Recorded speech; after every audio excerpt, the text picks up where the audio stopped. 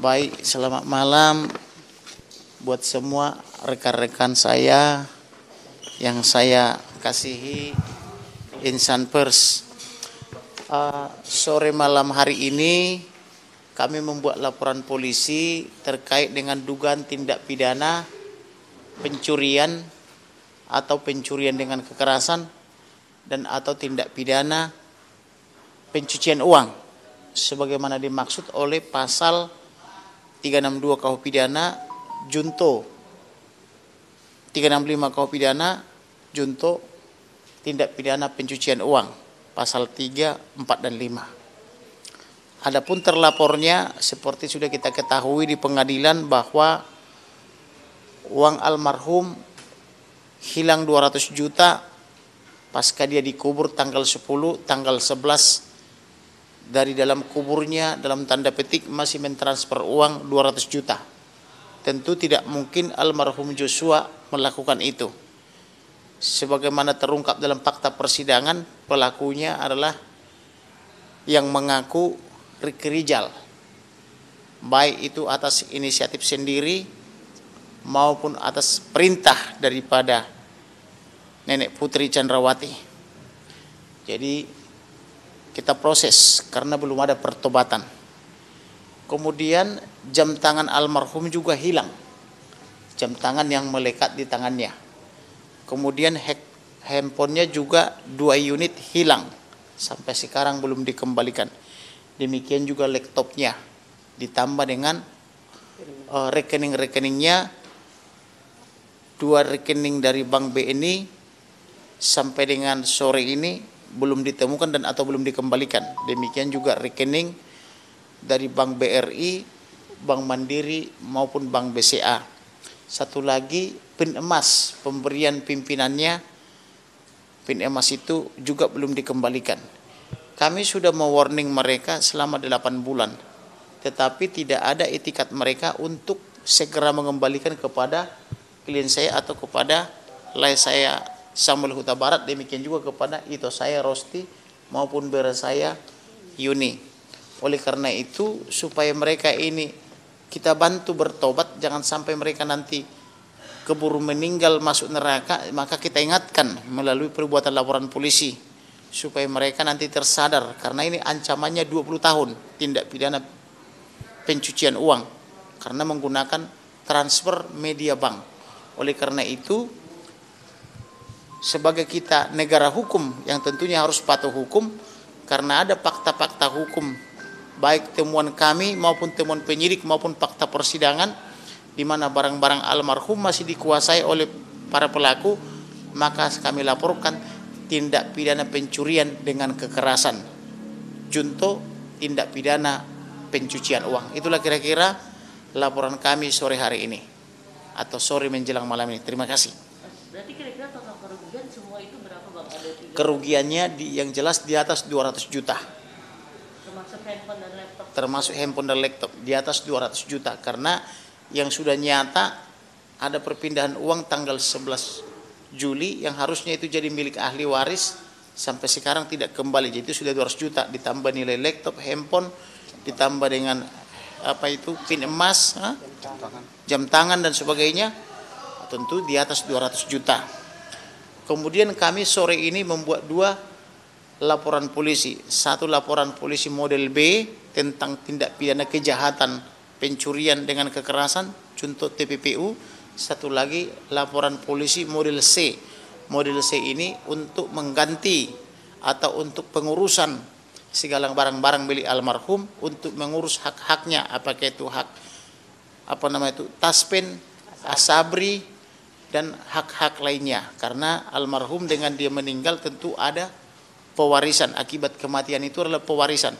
Nah ahli warisnya itu ada 5, yaitu saya Samuel Huta Barat, Ito saya Rosti Simanjuntak, bere saya Yuni, dan adiknya 2 lagi siapa namanya sama Mahari Jaya, sama Devinita. Ya, jadi ahli warisnya ada 5. Maka yang berhak atas semua barang-barang almarhum itu pasca beliau dibantai atau dibunuh adalah ahli warisnya yang 5 orang. Tetapi para pelaku ini bukan ahli waris, jadi dia tidak berhak mengambil barang-barang daripada almarhum. Begitu kira-kira. disebutkan 8 bulan. Kenapa kok bisa begitu lama kok baru hari ini? Waktu itu saya sudah bertemu dengan Kabareskrim Polri menjelaskan bahwa ada yang hilang milik almarhum. Tadinya harapan kami laporan pasal 340, Junto 338, Junto 351 ayat 3, Junto pasal 55 ayat 1 KUH pidana akan dikembangkan oleh penyidik. Karena saya sudah menghadap sendiri kepada Kabareskrim, bahkan di depan saya dipanggil 2 direktur berpangkat Brigjen Pol, yaitu Dirtipidum Polri dan Dirkrimsus atau Direktur Ekonomi dan Khusus, tentang penyampaian saya bahwa berdasarkan laporan intelijen saya waktu itu ada dugaan pencurian uang 200 juta pada tanggal 11 Juli. Nah, harapan saya waktu itu akan ada pengembangan penyidik. Ternyata tidak dikembangkan. Yang fokus mereka itu hanya fokus kepada pembunuhan terencana, junto pembunuhan biasa, dan yang dibuktikan di pengadilan hanyalah pembunuhan terencana dengan ancaman atau dengan vonis untuk Perdi Sambo dari tuntutan seumur hidup menjadi pidana mati, untuk Putri dari tuntutan 8 tahun divonis menjadi 20 tahun, untuk Kuat Maruf dari 8 tahun menjadi 15, untuk Ricky Rizal dari 8 menjadi 13, dan untuk Barada Richard Eliezer dari 8 tahun dituntut menjadi dari 12 tahun dituntut menjadi 1,5 tahun. Artinya di sini memang ada putusan yang sangat kontroversial, di mana ada yang diberatkan sampai hampir 2,5 kali lipat, tetapi ada juga yang sangat diringankan dengan diskon hampir 85-90%, yaitu untuk Barada Richard Eliezer.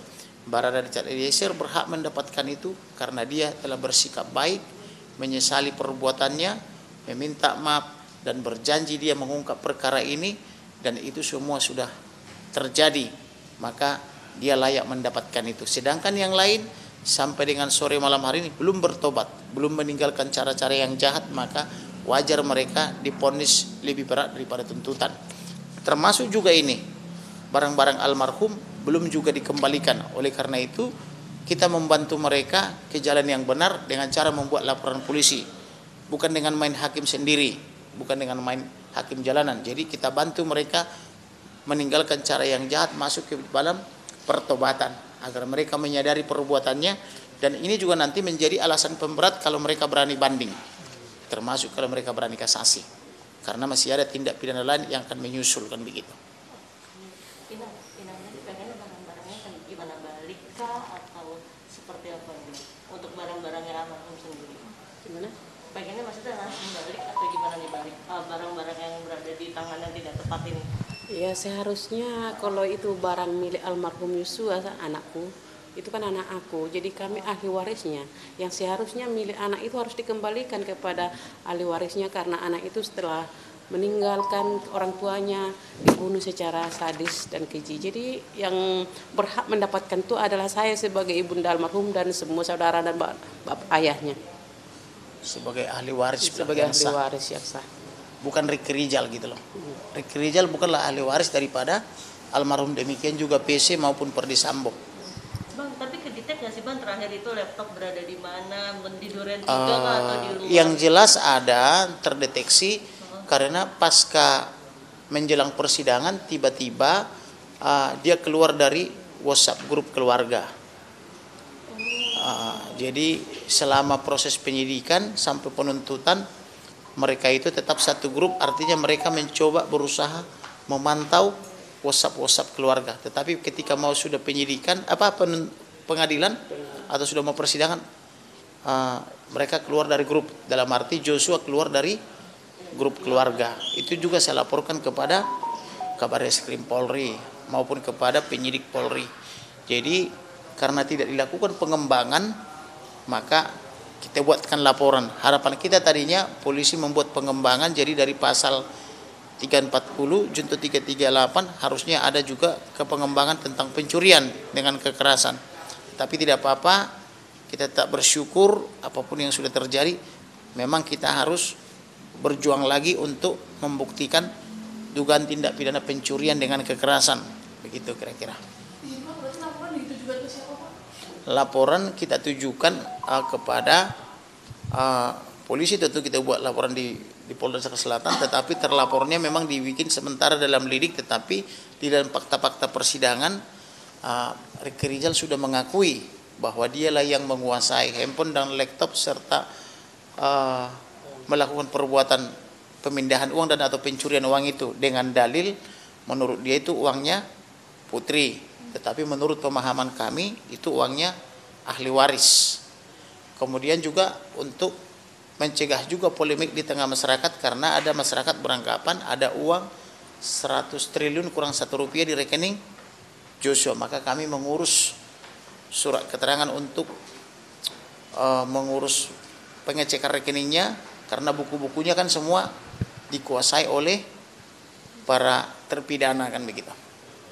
Untuk bukti-bukti yang dibawa ke Polres ini apa aja? Bukti-bukti yang kami bawa pertama surat kuasa, karena yang melapor saya tentu harus disertai dengan surat kuasa, dan surat kuasa itu sudah diberikan tahun yang lalu. Namun ini baru kita proses karena tadinya kita berharap uang itu menjadi barang bukti di dalam persidangan. Barang-barang itu juga menjadi barang bukti persidangan seperti jam tangan, handphone 2, laptop sama pin emasnya, sama apalagi tadi harusnya itu menjadi barang bukti. Ternyata tidak ada dalam barang bukti. Setelah saya menyimak tadi pertimbangan-pertimbangan majelis hakim, termasuk juga mendengarkan apa itu barang bukti yang tetap melekat dalam berkas untuk obstruction of justice, tidak ada menyebutkan barang-barang laptop, handphone maupun pin emas maupun buku rekening bank termasuk ATM-nya.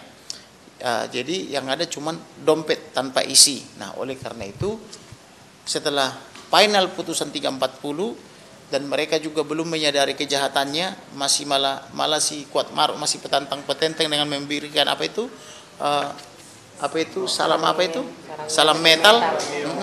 Maka kita pikir mereka ini belum menyadari perbuatannya, maka kita bantu dia menyadari perbuatannya sebelum malaikat Israel datang mencabut nyawanya kan begitu. Mudah-mudahan dengan laporan ini mereka bisa menyadari perbuatannya kan begitu.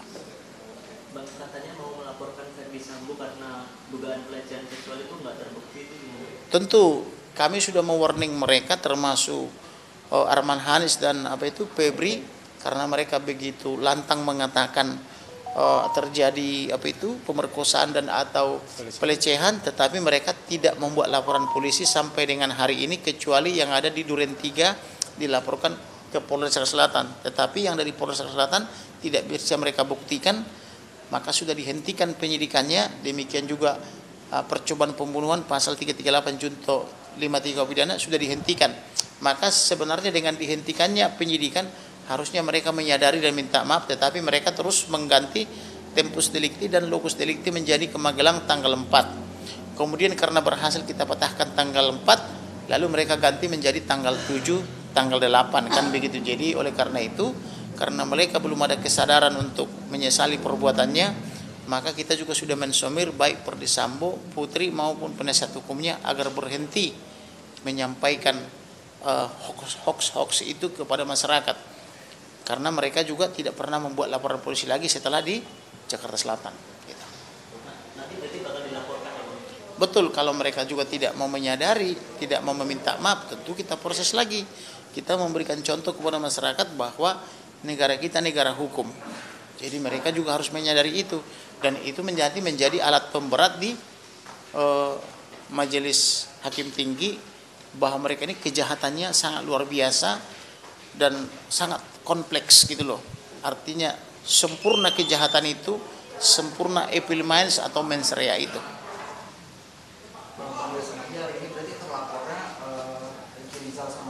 Dan kawan-kawan ya. Minimal 3. Ricky Rizal kan mengaku dia mencuri itu karena disuruh PC. Nah, Ricky Rizal, Ferdy Sambo juga mengaku itu uang dia. Nah, biarkan nanti Ferdy Sambo membuktikan dalil dia. Apakah dia pernah setor uang ke situ, baik langsung maupun oleh orangnya dia, tentu kan akan terlihat. Nah, kalaupun dia pernah setor uang ke situ, tetap dia tidak berhak langsung main ambil. Karena almarhum telah mereka bantai dengan sadar dan dengan sengaja, tentu mereka harusnya Kalau bisa dibuktikan itu uangnya harus ditagih kepada ahli waris atau melalui mekanisme hukum baik gugatan maupun dengan cara musyawarah kan begitu. Cukup ya? Baik, terima kasih ya. Terima kasih.